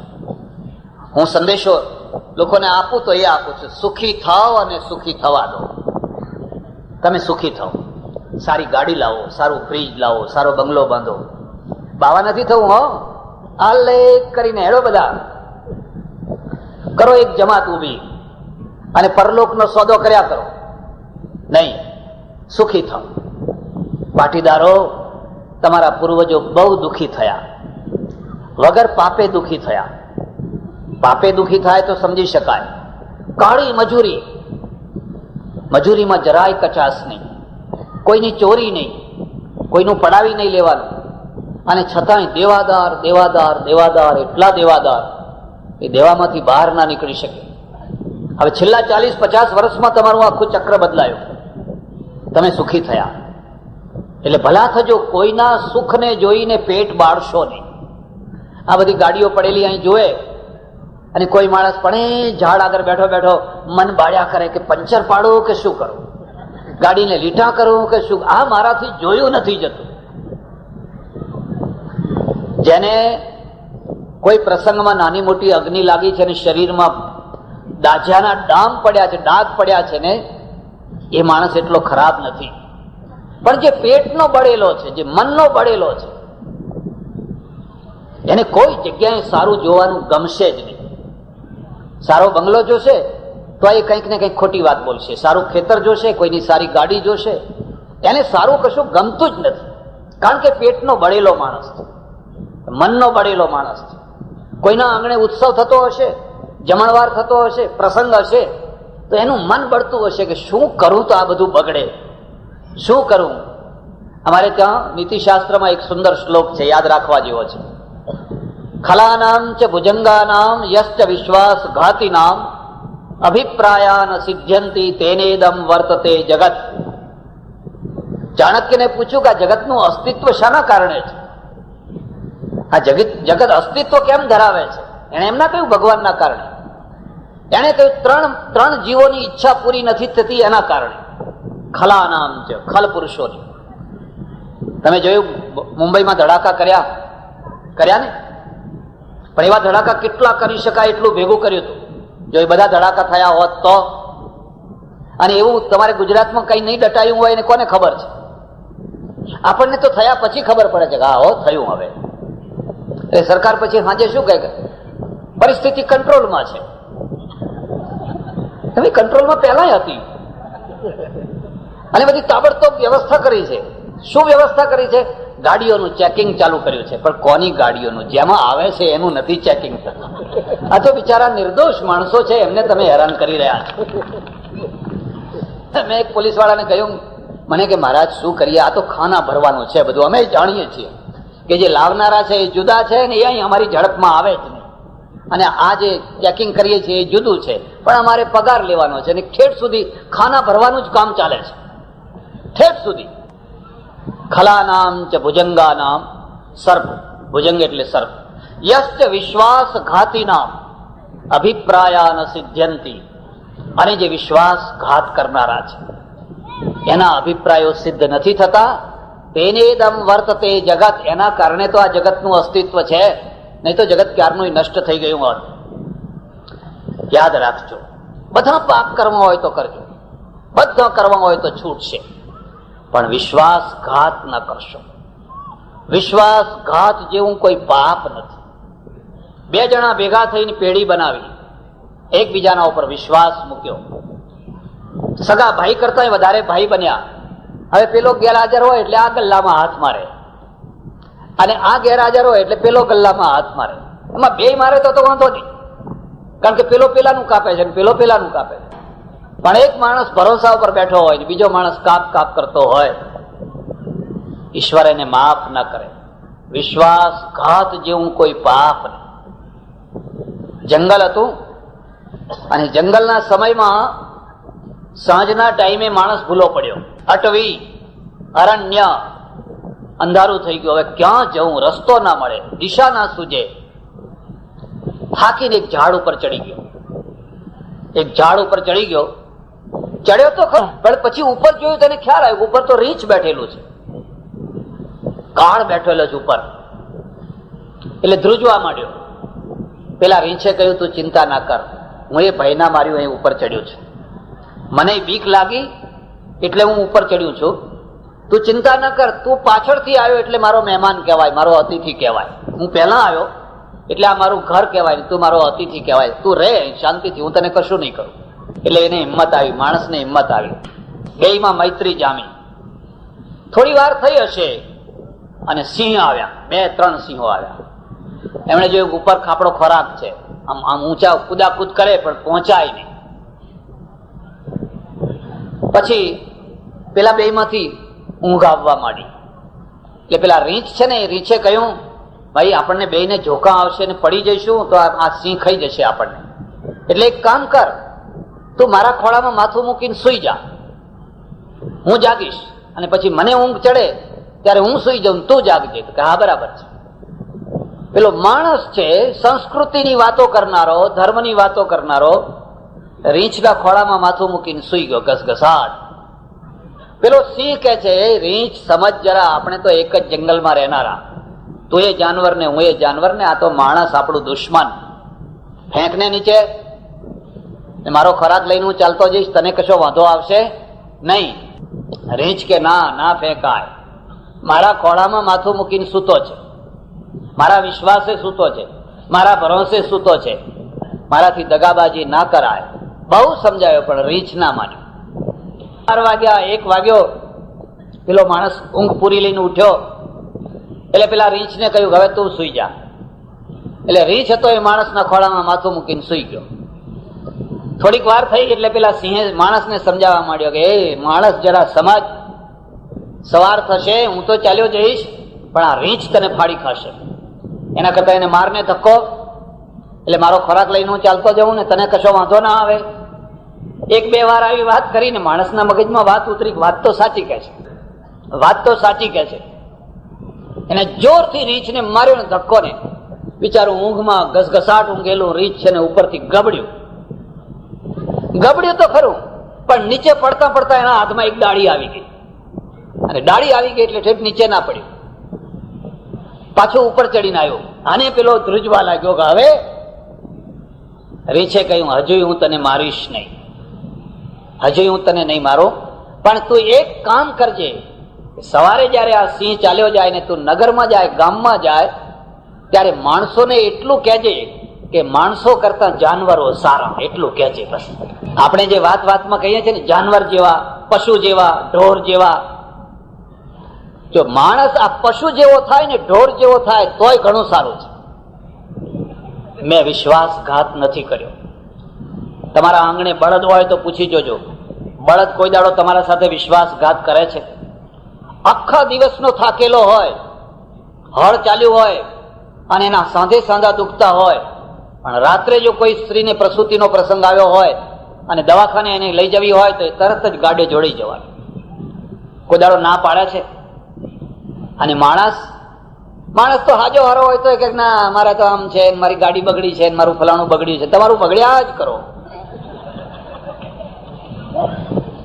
પશુ કોઈને વિશ્વાસઘાત નથી કરતું, માણસ જ વિશ્વાસઘાત કરે છે. વિશ્વાસઘાતના કારણે માણસ દુઃખી થાય છે. એટલે આ બીજી વાત યાદ રાખજો, તેને દમ વર્તતે એ જગત, એના કારણે આ દુનિયા છે. તમે આટલો મોટો સમુદાય જયારે અહીં એકત્રિત થયા છો ત્યારે એક સંદેશો લઈને જજો, જીવો, જીવવા દો નહીં, સુખી થાઓ અને સુખી થવા દો. તમે સુખી થાઓ, બંગલો બનાવો, ગાડી બનાવો, ફલાણું કરો, ન્યાય નીતિથી. તમારી દીકરીને પરણાવો, તમારા દીકરાને પરણાવો, સારી રીતે પરણાવો, પણ પડોશીની દીકરીને પરણવા દો, એનું બગાડો નહીં, એનું જીવન ના બગાડો.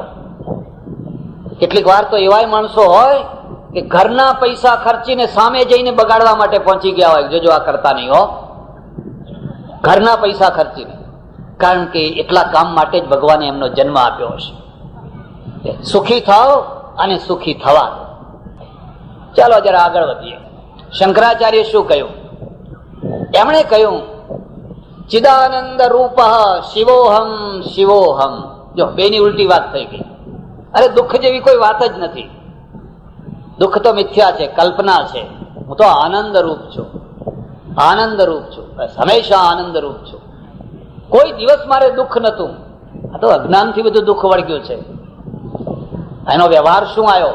એનો વ્યવહાર એ આવ્યો કે બુદ્ધના સાધુઓએ જે કરુણાનો સંદેશ પ્રસરાવ્યો એ શંકરાચાર્યના સાધુ ના પ્રસરાવી શક્યા. કારણ કે એમના ત્યાં દુઃખ હતું જ નહીં. દુઃખ કલ્પના છે, પેલાના ત્યાં દુઃખ વાસ્તવિકતા છે.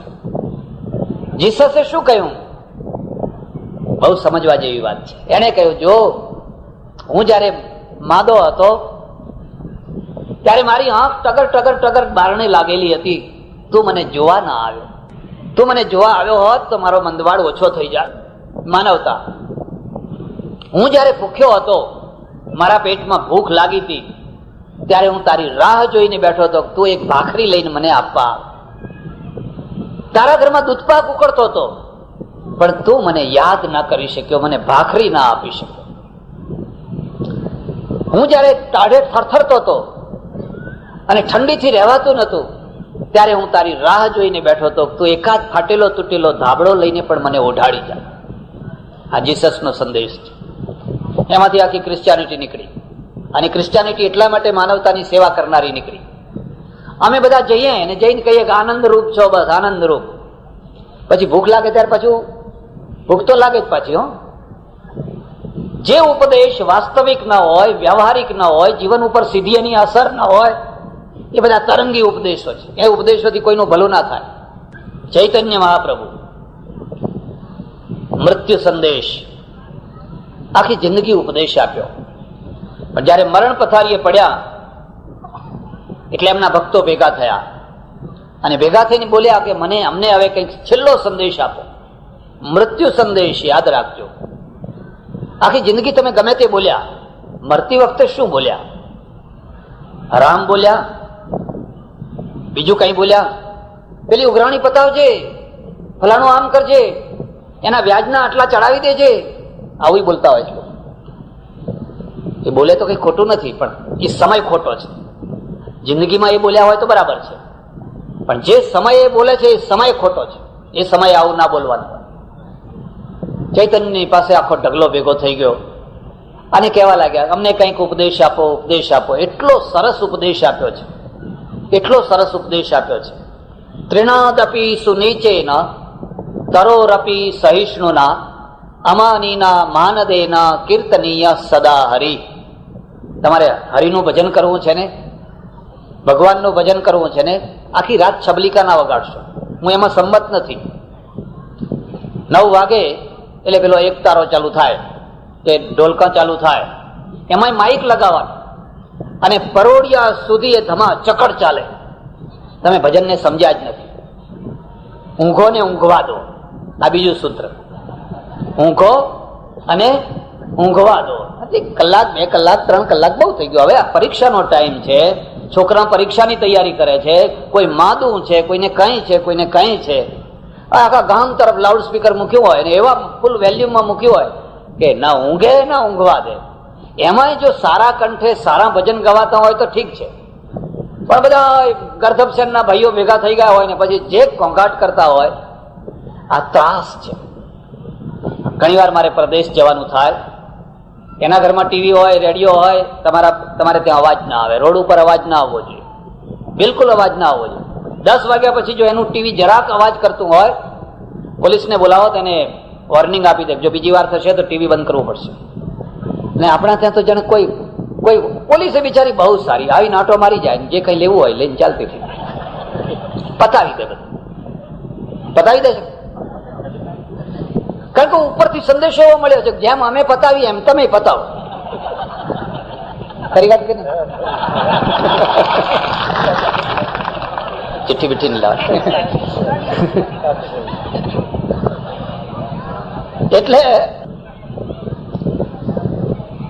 એટલે ઊંઘો ને ઊંઘવા દો, કોઈની ઊંઘ ના બગાડો. મારા એક સજ્જન હતા, 80-82 વર્ષના વૃદ્ધ થઈ ગયેલા.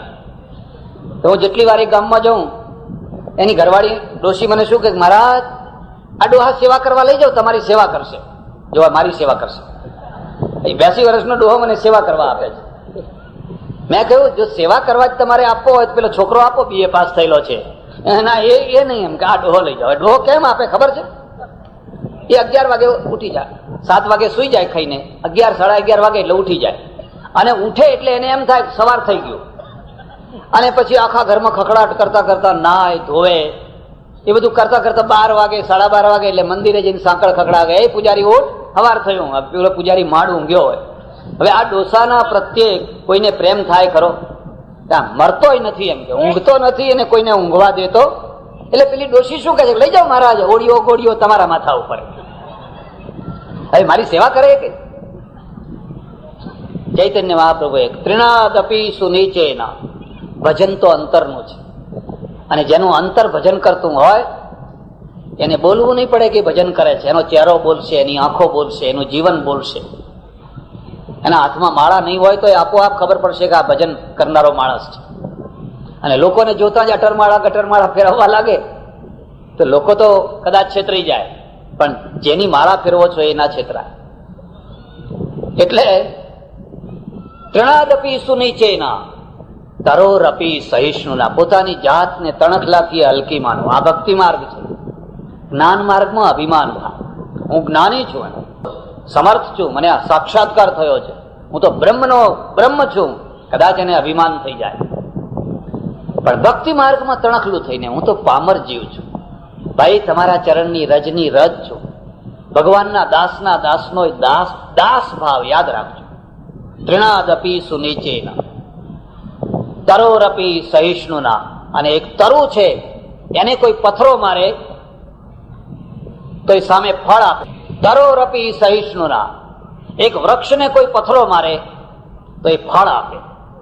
ભાવનગરના દરબાર ફરવા નીકળેલા અને એક ગરીબ છોકરો કેરી ખાવા માટે આંબાને પથરા મારે, એને ખબર નહીં, એક પથ્થરો જે છટકીને અણીદાર તે પગમાં પેસી ગયો. હા, દડ સુરવાલમાંથી લોહી નીકળવા માંડ્યું. સાથે 2-4 માણસો છોકરાને પકડી લાવ્યા. અને છોકરું છે ને પહેલા તો ડઘાઈ ગયું કે મારો પથ્થરો રાજાને વાગ્યો, પણ પછી એ સ્વસ્થ થઈ ગયું. હું તમને એક ખાસ ભલામણ કરું છું, નિર્ભયતા જેવો કોઈ મિત્ર નથી અને કાયરતા જેવો કોઈ શત્રુ નથી.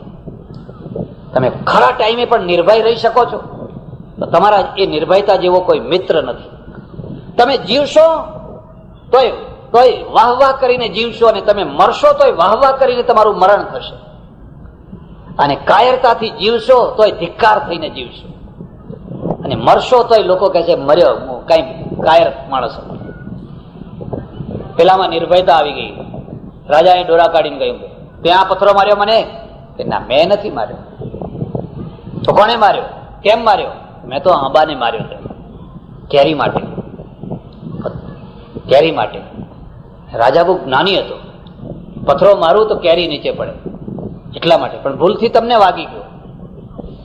પેલા દિવાનને કહે છે કે જો આંબો પથરા મારનારને કેરી આપતો હોય તો હું તો રાજા છું. પથરા મારનારને મારાથી પથ્થરો ના મરાય.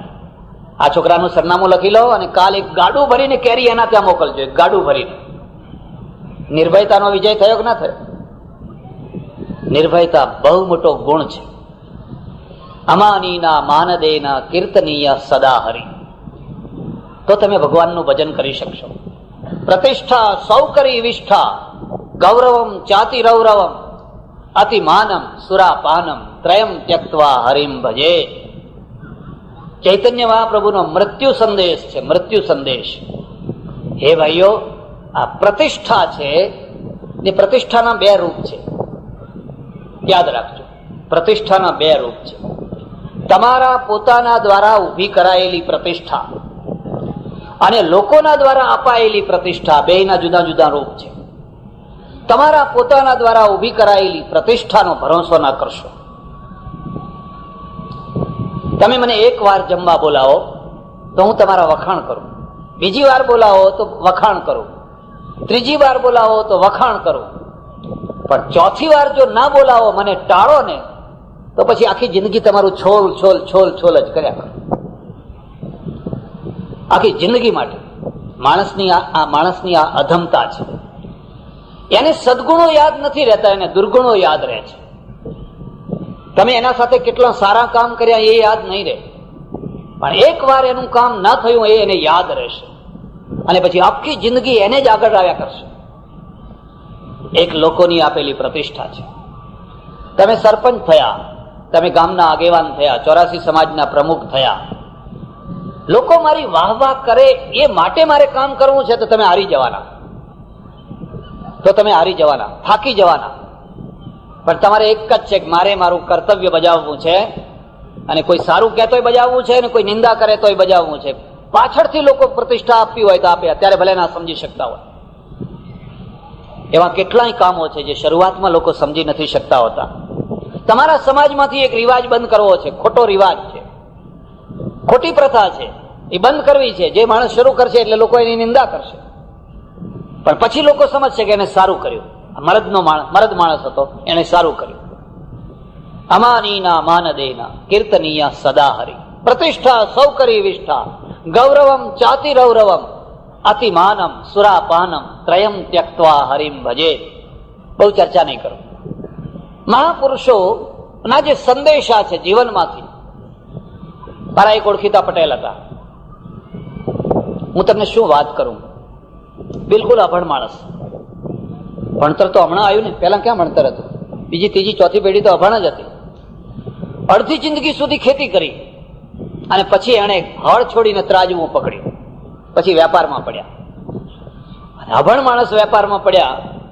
એક પેઢી, બીજી પેઢી, ત્રીજી પેઢી, ચોથી પેઢી, 17 પેઢીઓ ઉભી કરી. 17 પેઢીઓ કરી જોજો. 17 પેઢીઓ અભણ માણસ, ઢગલાબંધ પૈસા, 54 માણસો એક ચૂલે જમે. એના છોકરાના ચોથી પેઢી સુધીના 54 માણસો, વહુવાની છોકરા વગેરે વગેરે એક જ ચૂલે જમે. સાંજનો ટાઈમ, ઢોલિયા ઉપર બેઠેલા, હોકો પીવે બેઠા બેઠા, ગુડુર ગુડુર, અને માણસોને ભેગા કર્યા, અને ભેગા કરીને કહ્યું, જો હવે હું જવાનો છું. હવે બેઠો બેઠો હોકો પીવે છે, હવે હું જવાનો છું. હોય કે તમારા નખમાં રોગ નથી? રોગ નથી ને જવાનો છો. રોગ હોય તો આખી દુનિયા જાય, પણ હું વગર રોગે જીવ્યો અને વગર રોગે મરવાનો છું. તમારી પાસે યોગીઓ છે, જો તમારી આંખ હોય તો. યોગીઓના લેબલથી મોહિત ન થાઓ, એ તો લેબલ છે. અને જે સાચા યોગીઓ છે એ લેબલ વિનાના છે. આંખ હોય, દર્શન હોય તો તમને દેખાય. કેટલી એવી ડોશીઓ હશે જે યોગી હશે, કેટલાય તમારા કાકા મામા ફલાણા ફલાણા યોગી જેવા હશે, પણ તમે એના દર્શન નહીં કરતા હો. તમે તો લેબલ વાળા પાછળ દોડતા. કુંડલી જગાડો, ખીચડી મુદ્રા કરો, ફલાણું કરો, ફલાણું શક્તિપાત કરે, હું ધારા વાળે ના ચડો. ના અહીંના ના ત્યાંના, બંને જગ્યાએ રહેશો ને જીવન બરબાદ કરી મૂકશો. જો બેટા, સવારે હું જવાનો છું, પણ મારો એક સંદેશો છે. મરતા મરતા શું સંદેશો છે? એક ગાડું ભરીને લાડવા કરજો, અને જે આવે એને જમાડજો. આ પાટીદારનો સંદેશો. આ પાટીદારનો સંદેશો. ગાડું ભરીને એટલે શું કહો? એને 10 મણ 20 મણ 25 મણ નહીં, એ જાડી ભાષા, અને જાડી ભાષામાં કહી દીધું, ગાડું ભરાય એટલા લાડવા કરજો, અને જે આવે એને જમાડજો. હસી આનંદથી જમજો બધા. એટલે એક બીજો સંદેશો, જમો અને જમવા દો. તમે જમો અને બીજાને પણ જમવા દો. ઘણા લોકો ના જમે ના કોઈને જમવા દે, એવાય હોય ઘણા. એના વારસદારો મારી પાસે આવ્યા, મને કે આવી રીતે અમારા ડોહા ગુજરી ગયા છે, અને એક ગાડું ભરીને લાડવા કરીને જમાડવાનું કહીને ગયા છે, સંદેશો આપીને ગયા છે. તમે એ પ્રસંગમાં આવશો? મેં કહું આવું, પણ એક શરતે આવું. અને કે શું શરત? મેં કહું તમારે પેઢીઓ કેટલી ડોહાની? કે 17. તમે 17 ગાડા લાડુ કરો તો આવો. પેલો એક ગાડું કહીને ગયો છે, પેઢી દીઠ એક ગાડું કરવાનું. મને કે મંજૂર, કબૂલ. 17 પ્રકારની રસોઈ બનાવો. એક ગાડું જલેબીની, એક ગાડું લાડવાની, એક ગાડું મોહનથાળની, એક ગાડું ફલાણાની. જમાડનારના કાળજા તમે જોયા છે? નહીં જોયા હોય. જયારે માણસ જમાડતો હોય છે ને, વિશાળ હૃદય રાખીને. તમારા પૂર્વજો પહેલા ઘી પીરસવાનો રિવાજ હતો આમ, અને તે પેલી વાડીએ નહીં, બોઘેણે. વાડીની ધાર તો આમ પાતળી પડે, એટલે પછી હા, પેલી તો ધાર જાડી પડે. અને જયારે પેલો બોઘેણું લઈને ઘી પીરસવા આવે ને, ત્યારે પેલા ઘેડિયાઓ બાજુવાળા સાથે વાત કરે. કે તમારી ભેંસ કેટલું દૂધ આપે છે, એટલે પેલું પડે વધારે. અને પછી શું, હા હા હા બહુ નાખી દીધું, એમ કે ખ્યાલ ના રહ્યો, પચી જતું, બધું હજમ થઈ જતું. કેટલું મોટું કાળજું હશે જરા વિચાર કરો. ગાડું ભરાય એટલા લાડવા કરજો અને જે આવે એને જમાડજો, નાત જાત જોયા વિના. કોઈનો કોઠો ટાઢો કરો, આ ગામઠી ભાષા છે. કોઈનો કોઠો ટાઢો કરો, અને કોઈનો કોઠો ગરમ થયો હોય તો, કોઠો ગરમ થયો હોય ને ત્યારે બધું કશું ના ગમે. કોઠો એટલે સમજ્યા? અને એમાં જયારે પડે ને એમાંય સારામાં સારું પડે, પાછું એમાંય સારામાં સારું પડે એટલે બસ અંદરથી આંતરડી નીકળે, ભલું થાવ ભલું થાવ ભલું થાવ. બોલવાથી આશીર્વાદ ના લાગે, અંદરથી આંતરડીમાંથી નીકળે. એટલે એક જીવન સંદેશ છે, એક દાર્શનિક સંદેશ છે, એક મૃત્યુનો સંદેશ છે. મારે ને તમારે, આપણે સૌએ એક દિવસ તો છેલ્લી ઘડીએ પહોંચવાનું છે, પહોંચવાનું છે ને પહોંચવાનું જ છે. કોઈ અમર નથી. રામના બાપ દશરથે અમર નથી. રામની એ તાકાત નહીં દશરથને અમર કરે. અને જો દશરથને અમર કરે તો પરિણામ શું આવે ખબર છે? પછી છોકરા જ કહે, હે ભગવાન અમારા દાદાને ઉપાડી લો. આ દાદાઓ બેઠા હોય એમને પૂછી જોજો. છોકરાઓ અંદર અંદરથી તો પ્રાર્થના જ કરતા હોય કે હવે આ પાકું પાન મારા વાલા લઈ લો. હવે ખટખટ કરે છે, આખું માથું ખાઈ જાય છે. આ મરણ એ જ બરાબર છે. મરણ નિશ્ચિત છે, જવાનું નિશ્ચિત છે. તો પછી હવે એક સંદેશો ઉભો કરીએ. અને એ સંદેશો કેવો? હું એને બે ત્રણ રીતે જોઉં છું. એક તો એવો જેને અલવિદા, છેવટનો હાથ ઊંચો કરી અને આપણે વિદાય થતા હોઈએ, પણ એમને એમ નહીં, તમને જમાડીને, તમારો કોઠો ઠારીને. એટલે એમાંથી જીવનચર્યા ઉભી થઈ. આજે જીવતા જીવતા કરવાનું થયું ને, એનું મૂળ ક્યાં છે? કે હવે અમે 6 મહિના, 12 મહિના, વર્ષ, 2 વર્ષના મહેમાન છીએ. ક્યારેક મૃત્યુ આવે કઈ કહી ન શકાય. ઘોડા ઉપર બેસીને આવે અને કીડીના પગે આવે. 12 મહિના ખાટલામાં માણસ પડ્યો રહે અને રોજ રાહ જોવે ને ના આવે. અને એક માણસ કામ કરતો હોય ને હજુ ઘણું કામ બાકી હોય ને એકદમ ઘોડાપુરમાં આવીને ઉપાડીને લઈને ચાલતો થઈ જાય. બધાનો ભરોસો થાય પણ મૃત્યુનો ભરોસો થાય પણ એ નક્કી તો છે. એટલે જે ડાયો માણસ હોય એ જાગતો થઈ જાય. એમ સમજે કે હવે આપણે 5 વાગ્યાના સૂર્ય થયા, હવે આપણા 12 વાગ્યા નહીં. 12 વાગ્યાના તાપમાં આપણે ઘણા તપ્યા, ઘણા લોકોને તપાવ્યા, ધ્રુજાવી નાખ્યા, આખું ઘર ધ્રુજી ઉઠે. પણ હવે 5 વાગે પહોંચ્યા, 5:30 પહોંચ્યા, 6 પહોંચ્યા, પીડા પડી ગયા, ફિક્કા પડી ગયા. નાના છોકરાની ચામડી જોજો, આવડું નાનું છોકરું હોય એને પાવડર લગાડવાની જરૂર નહીં. આ તો બધા પાવડર લગાડીને ઉલટો ચહેરો બગાડે છે. કુદરતે એને પાવડર ચોપડ્યો છે, એના ચહેરામાં એક ચમક છે. અને તમે જોજો, અનુભવ કરજો, નાનું જે નિરોગી બાળક હોય ને એને સૂંઘી જોજો. કુદરતે એમાં સુગંધ મૂકી છે, એવી સુગંધ કે આજ સુધી કોઈ અત્તર વાળો એવું અત્તર નથી બનાવી શક્યો એવી સુગંધ. એટલે તો લોકો એને છોડતા નથી. એટલે કુરકુરિયા, કૂતરીના કુરકુરિયા લઈને દબાઈને ફરતા હોય છે. હવે ઘેડું થયેલું પેલું કૂતરું છે એને પકડો ને, એનું એ કુરકુરિયું છે. ખસ ખસ થઈ ગઈ હોય, લવર લવર લવર લવર કરતું હોય, હવે દબાવો એને હાઈડ હાઈડ હાઈડ હાઈડ. આ ખાલી કુરકુરિયાની વાત ના સમજતા હો, આપણી વાત ચાલે છે. હા, એને કુદરતે એનામાં ચમક મૂકેલી છે. જેમ પીપળનું પાંદ નવું નવું નીકળ્યું હોય કેટલું ચળકતું હોય છે. વસંત ઋતુમાં ફૂટેલી જે કૂંપળો છે એમાં કેટલું, પછી એ પાંદડા પીળા પડી જાય.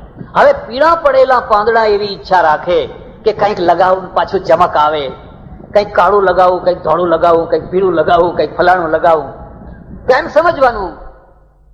તમને ખબર હશે, ઇઝરાયલનું એક પ્લેન છે ને, એ પ્લેન હાઈજેક કરવામાં આવેલું અને પ્લેનને પછી યુગાન્ડામાં એન્ટેબી હવાઈ મથક ઉપર લઈ ગયેલા. અને ત્યારે ઈડી અમીનનું રાજ હતું.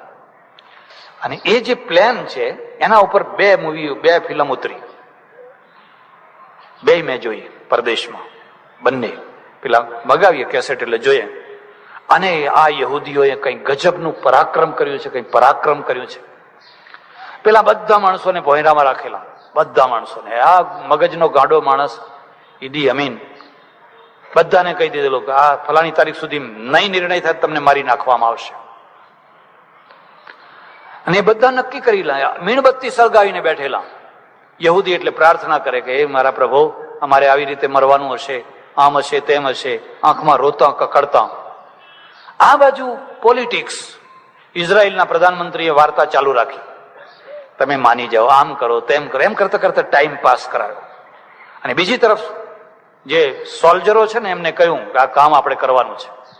કોઈ વાર નકશો જોજો, ક્યાં ઇઝરાયલ અને ક્યાં આફ્રિકા, અને આફ્રિકામાં ક્યાં યુગાન્ડા, યુગાન્ડાને દરિયા કિનારો નહીં પાછો, વચ્ચે દેશ પાર કરીને જવાનું પ્લાન બનાયા અને રિહર્સલ કર્યું. કેટલા ટાઈમમાં તમે છોડાવી શકો? પહેલું રિહર્સલ થયું 50 મિનિટ, 50 મિનિટનો ટાઈમ જોઈએ, ના આટલો ટાઈમ ના મળે. બીજું રિહર્સલ કર્યું 48 મિનિટ, આટલા ટાઈમે ના થઈ શકે. ત્રીજું રિહર્સલ કર્યું 32 મિનિટ, બરાબર છે. અને C-130 મોટા જહાજ માલ ભરવાના હો, એ માલ ભરવાના જહાજોની અંદર તોપો ચડાવી, એની અંદર કમાન્ડો પેઢા, બીજા 2 જહાજ, એક આખું હોસ્પિટલનું, એક બીજું, 3 જહાજો.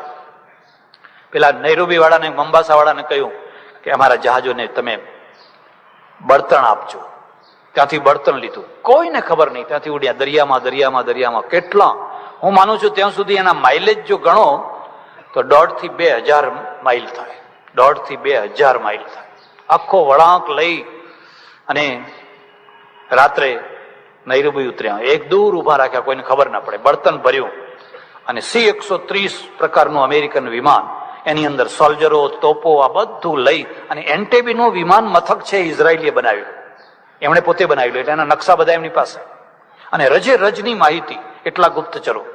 એમાંના એક માણસને ઈદી અમીન બનાવ્યો, કાળો રંગ કર્યો, એના જેવા જ કપડાં પહેરાવ્યા, એના જેવું જ પેલું, અને એના જેવી જ મર્સિડીઝ ગાડી લઈ ગયા પાછા પેલા વિમાનમાં. એટલે મર્સિડીઝ ગાડી લઈ ગયા, અને જયારે વિમાન દૂર પણ ઉતર્યું, એ જ વખતે એક ફ્લાઇટ આવવાનો ટાઈમ. એટલે આ બધા રાતના 1 વાગે, કોઈને ખ્યાલ નહીં, એને ઉતાર્યું ને પેલો મર્સિડીઝ ગાડી લઈને આવ્યો. કોણ? ઇઝરાયલનો યહૂદી, જાડો કાળો મેશ. એટલે પેલા સલામ કરી, સેલ્યુટ કરી કે આ તો આપણો ઈદી આવ્યો.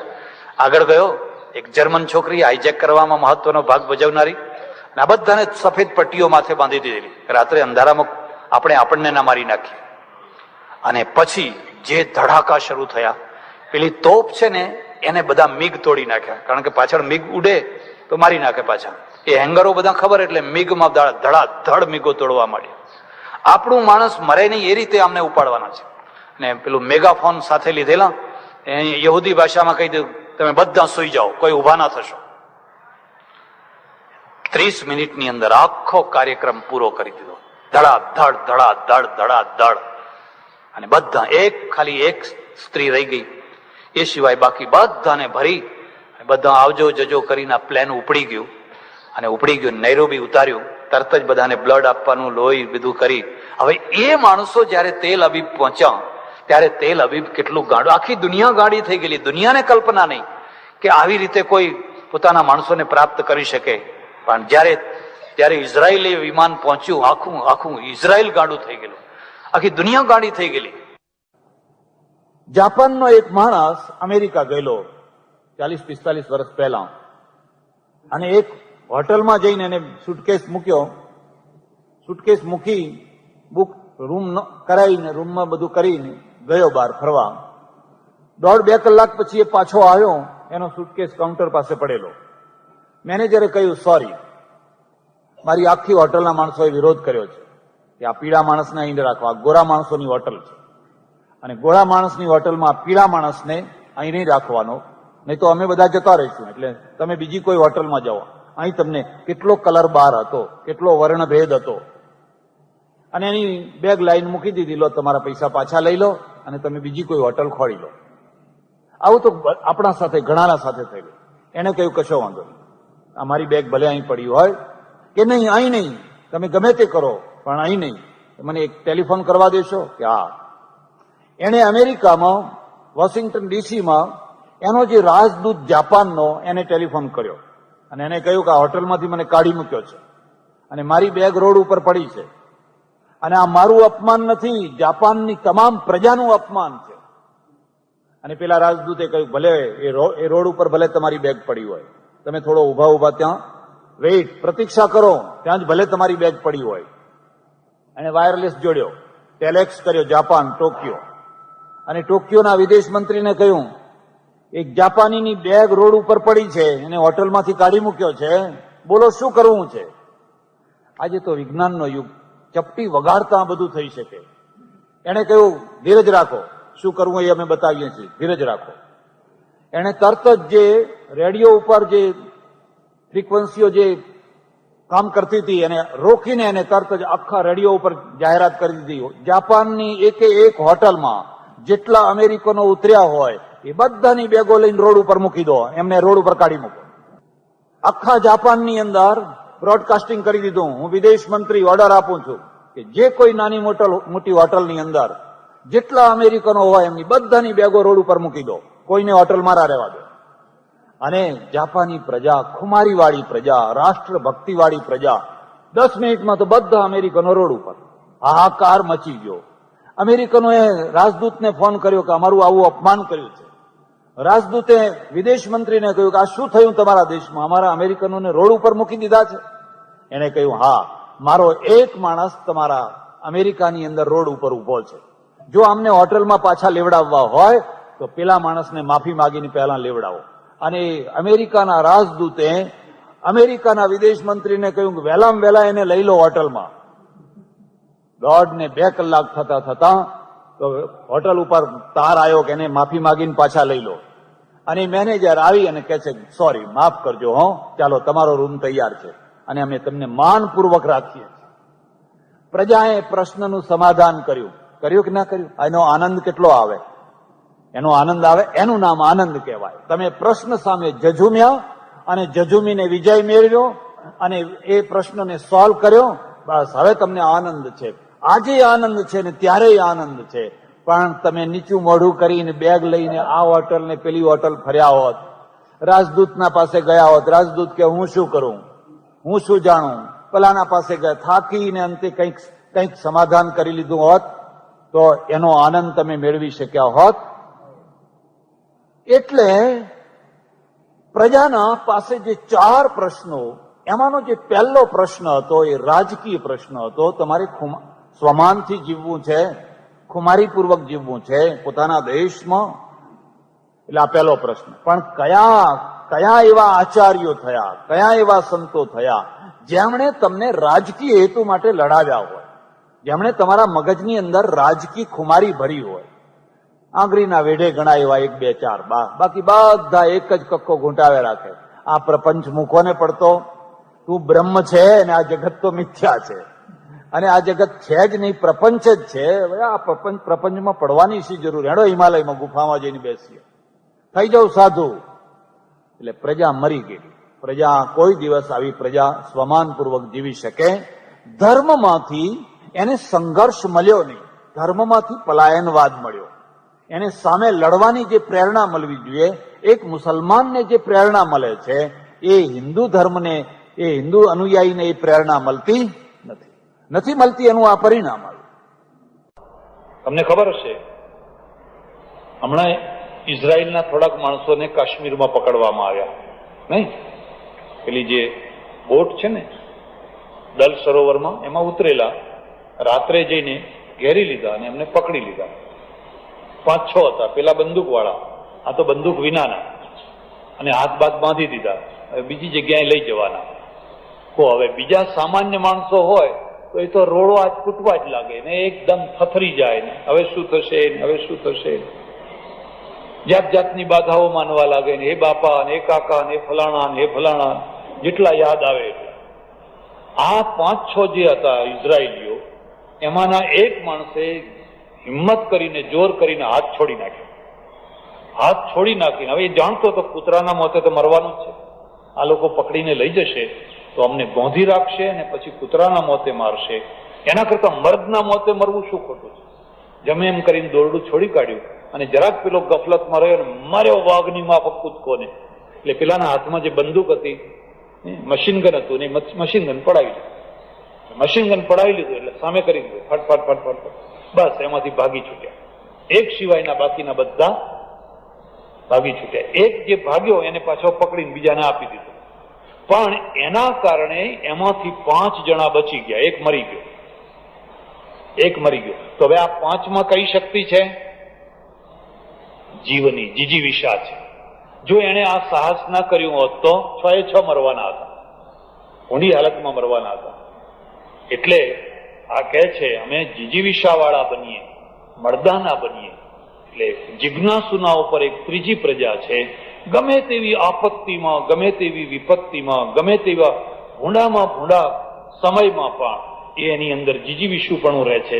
એટલે જીજીવિષે છતમ સમાહા, અમે 100 વર્ષ સુધી જીજીવિષુ પ્રજા બની અને જીવીએ. અમારે મર્દા નથી થવું. વંદે માતરમ વિદ્યા